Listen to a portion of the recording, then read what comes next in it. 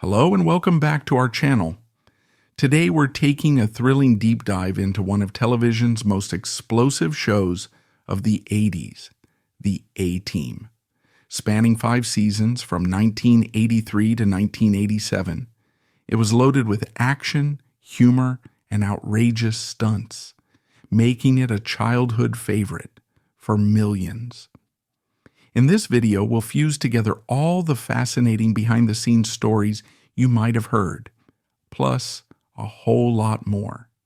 We'll explore everything from the truth about the Van's paint job to long-lost cameos that never made it on air. So, if you still love it when a plan comes together, buckle up. We've got 50-plus surprising facts, anecdotes, and lesser-known tidbits to keep your nostalgia burning bright. The A-Team debuted on NBC in January 1983, smack in the middle of an era when network TV thrived on high-octane series like Knight Rider and Magnum.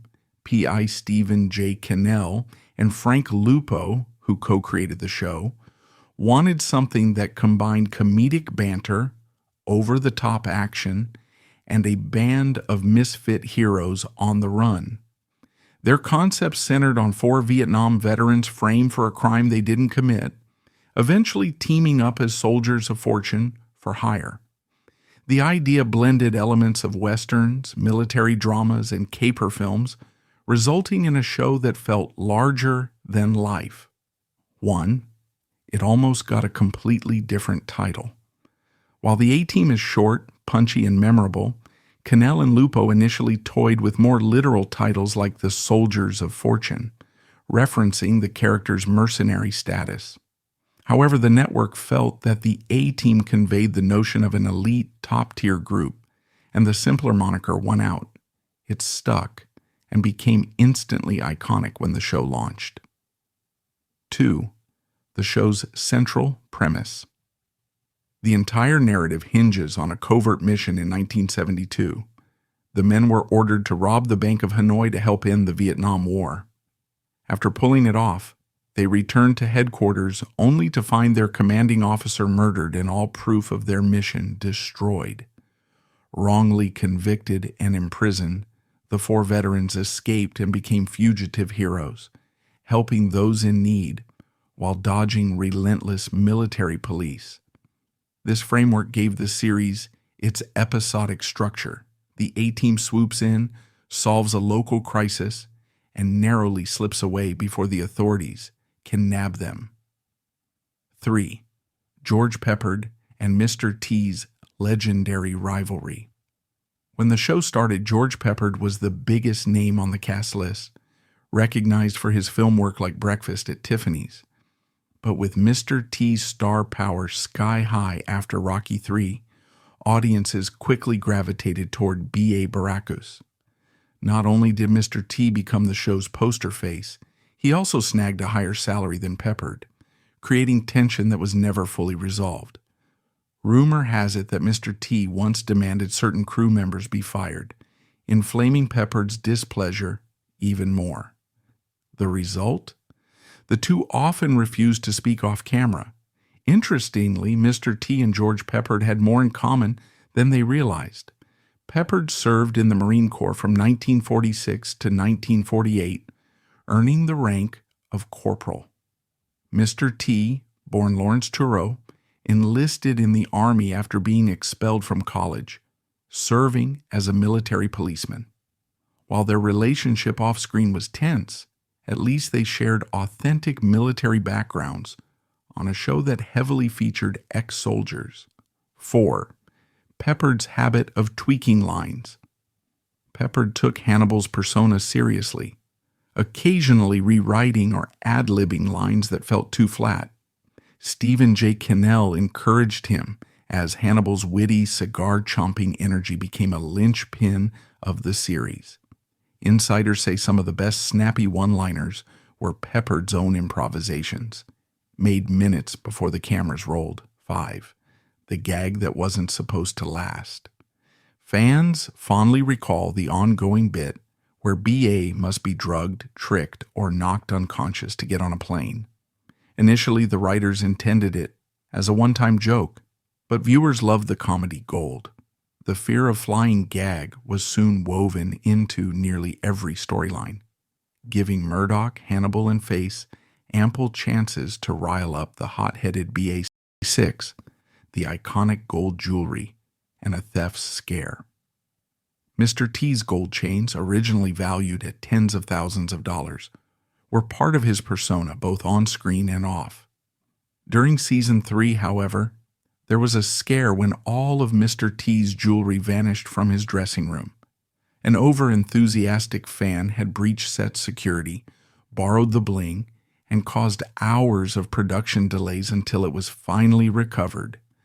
Mr. T continued wearing his jewelry throughout the show, although he famously stopped sporting it in 2005 after participating in Hurricane Katrina relief efforts, saying it felt wrong to flaunt wealth when so many had lost everything. 7. Dwight Schultz's real commitment to stunts. While Howling Mad Murdock was silly on screen, rambling about invisible dogs or messing with BA, Dwight Schultz took his job seriously. He often volunteered to perform stunts himself, believing it gave Murdock an extra spark of authenticity. Crew members sometimes had to rein him in to prevent real injuries, but Schultz stayed passionate about capturing that up-close physicality. 8. Murdock's secret first name. Hannibal is John, Face is Templeton, and BA stands for Bosco Albert. But Murdock's real name? That's one secret the show never revealed. In official scripts, he was simply H.M. Murdock. Even fans who pored over every frame never found a hint. According to rumors, the writers liked leaving that bit of mystery unsolved, fitting for the group's resident wild card. 9. Tim Dunigan's short-lived pilot performance. Originally, the role of Face was played by Tim Dunigan in the show's pilot, but the producers felt he looked too young to be a Vietnam veteran. He was swiftly replaced by Dirk Benedict, who turned Face into the slick con man we know and love. Dunigan later commented he was disappointed, but understood the decision, especially as the A-Team soared to success. 10. Dirk Benedict's astonishing audition reel. Less known is how Dirk Benedict impressed producers in the first place. He shot a self-made audition video, playing out scenarios like haggling with an arms dealer or talking his way past a nightclub bouncer. His natural improvisation stood out to Stephen J. Cannell, who brought him in for an in-person test right away. Benedict nailed it, and the rest is history. 11. A Face-Centric spinoff that never happened. At one point, NBC toyed with spinning off Face into his own Con Man series where he'd tackle high-stakes missions, separate from the main team. Brief cameo appearances by Murdock or BA would tie it into the A-Team universe. Ultimately, the network decided splitting the ensemble might alienate viewers, so the spinoff remained just an idea. 12. The A-Team's GMC van more than meets the eye.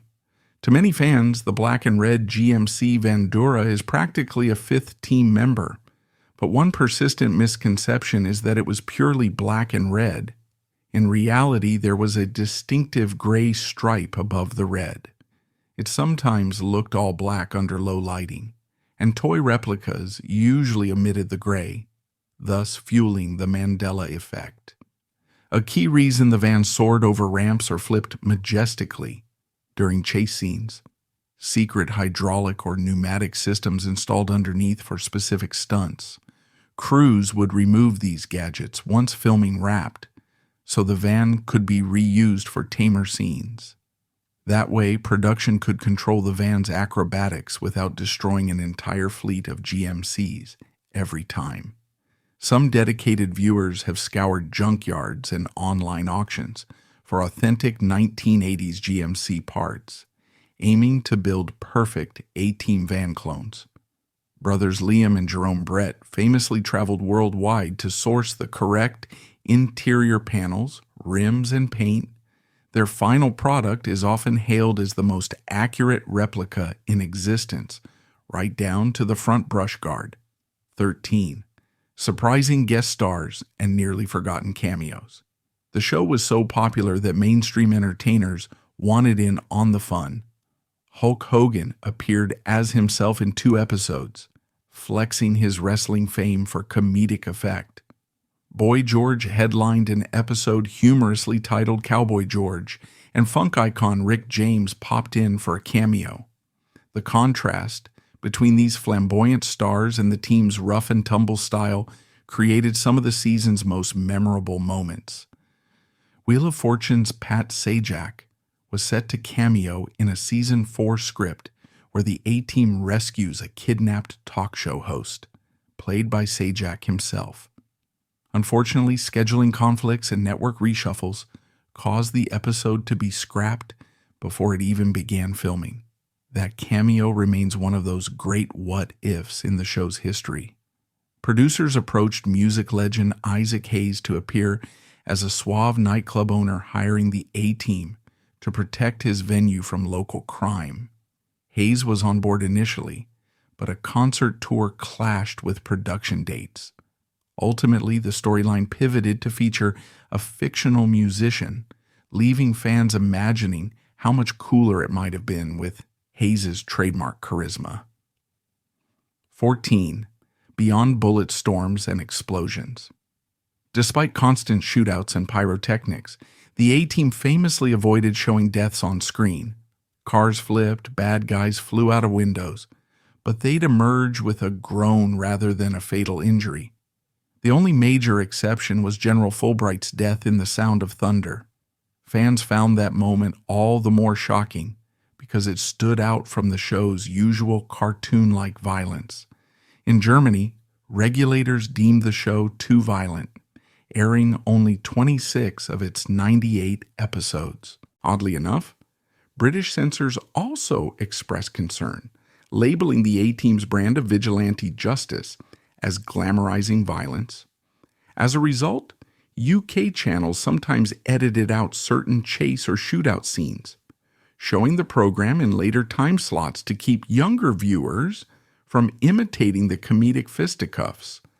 The production team loved big explosions but didn't always have the budget to film fresh stunts every episode. Hence, they reused stock footage from previous episodes, especially car flips and fiery blasts.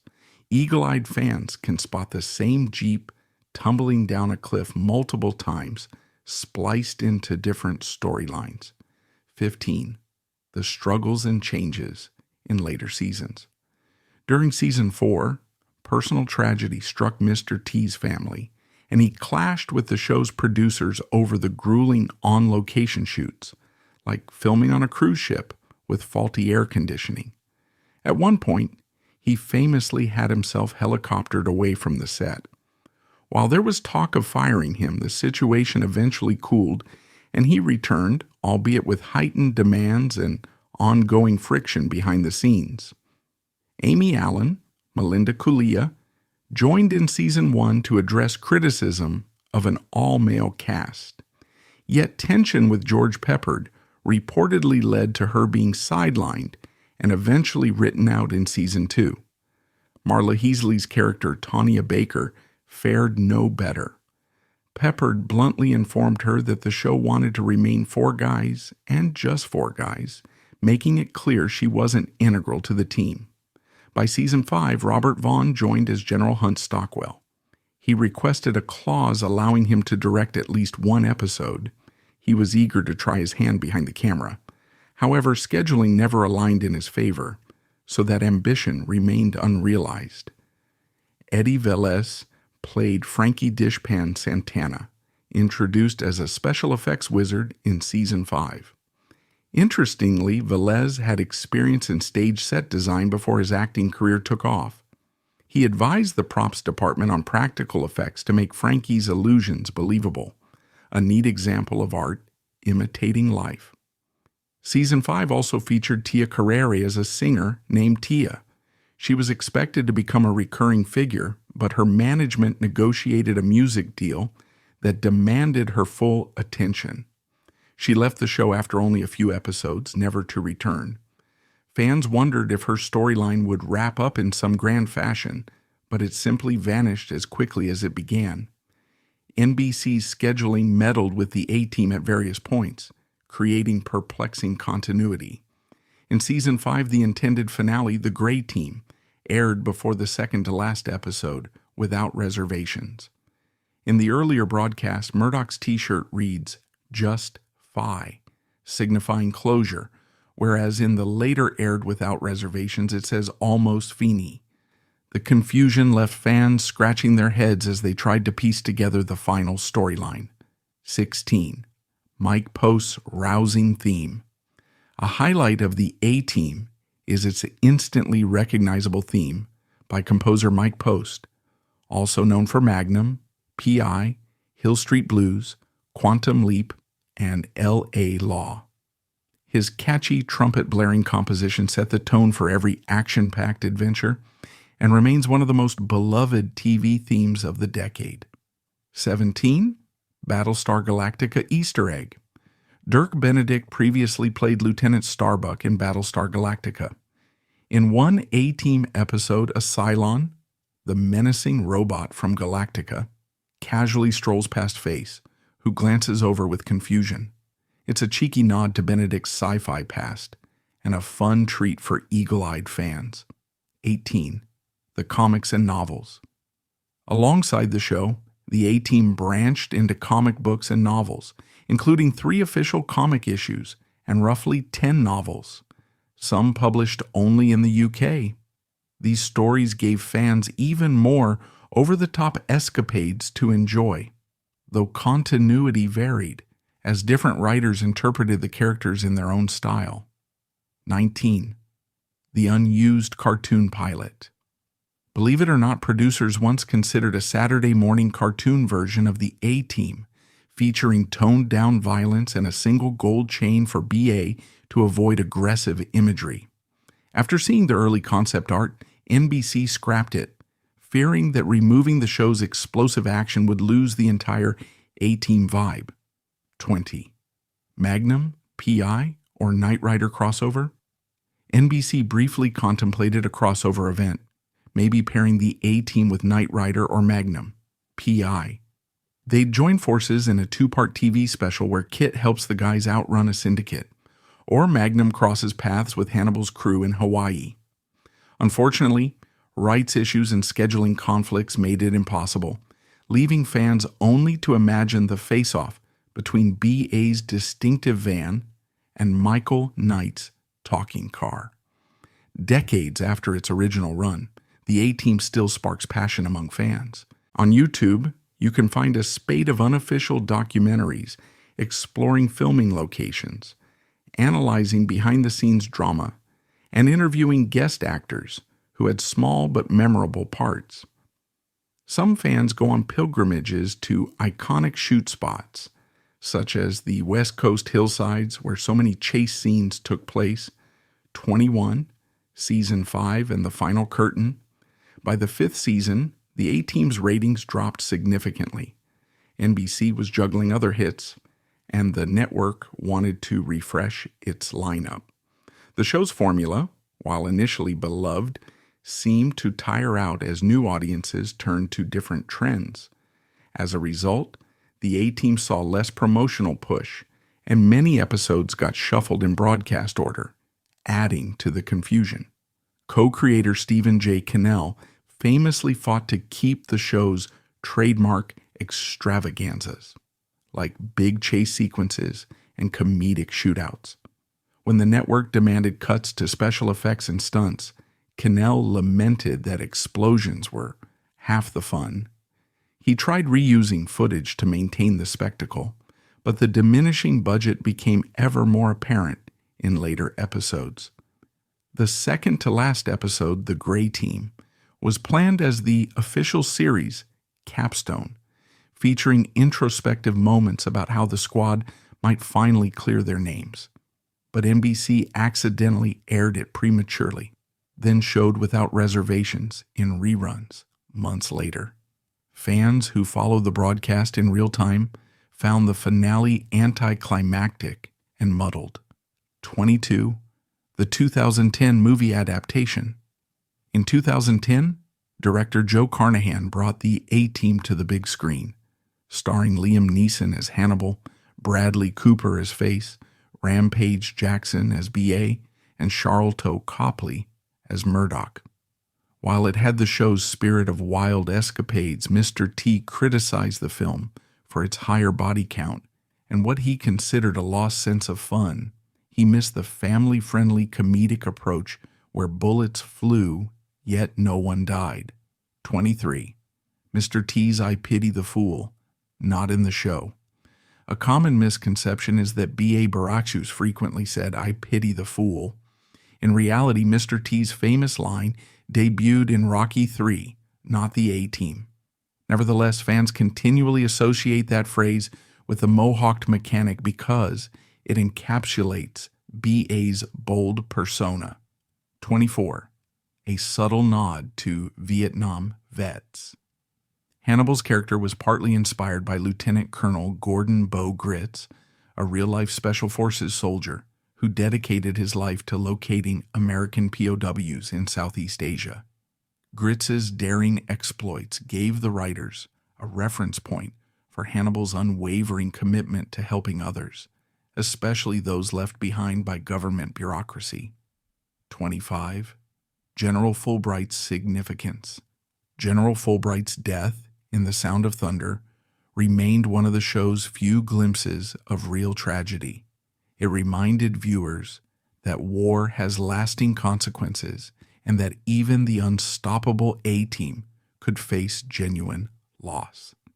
The episode stands out for blending the show's trademark humor with a rare sense of gravitas. 26. German broadcast ban. While many fans know Germany limited the episodes shown, fewer realize the exact number. Only 26 out of 98 episodes aired in Germany's initial run. The rest were eventually shown on cable channels later, with disclaimers. This unique patchwork airing confused German audiences. Some saw the series beginning, then skipped straight to Season 4. In the UK, the A-Team fell under scrutiny from the British Board of Film Classification, who worried about glamorizing vigilantism. To make it safer for pre-watershed slots, some comedic scuffles and gunfire sequences were trimmed, and many episodes were relegated to evening viewing. Fan clubs soon sprang up, trading uncut VHS tapes from overseas. 27. Hidden gems and novel nuggets. While Stephen J. Cannell was the public face, Frank Lupo quietly penned or rewrote numerous episodes. He sometimes used pen names to keep the focus on the brand. Writers' Room insiders say Lupo's knack for offbeat humor helped shape Murdock's strangest lines. Outside the official tie-in books, a spate of unofficial novels and fan fiction surfaced in the UK, Germany, and elsewhere, some with bizarre plot lines like time travel or supernatural heists. Although never endorsed by Universal or NBC, these oddities show the worldwide reach of the A-Team's popularity.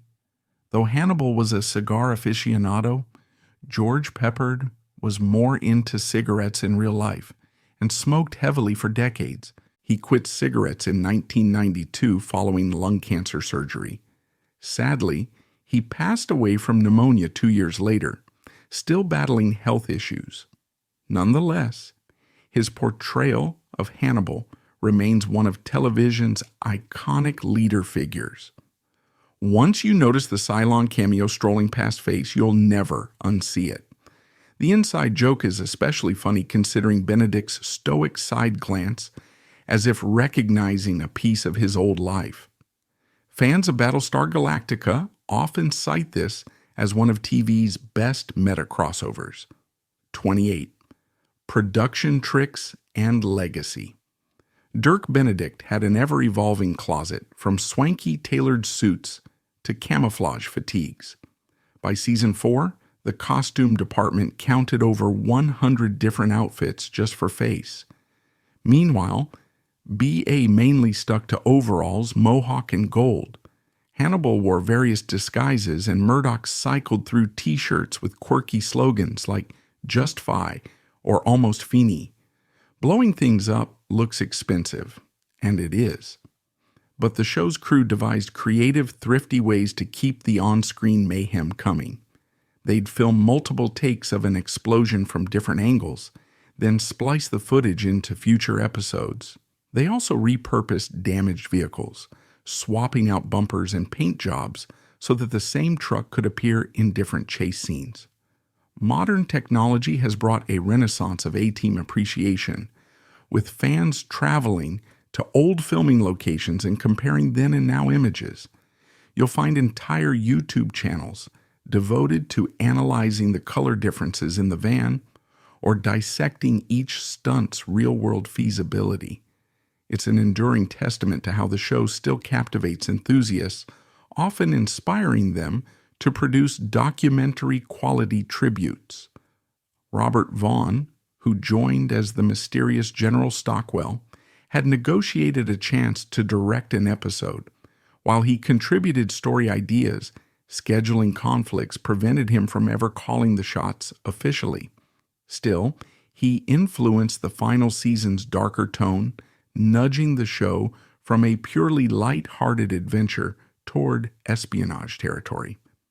Among longtime fans, there's a small cult following for Murdock's t-shirts.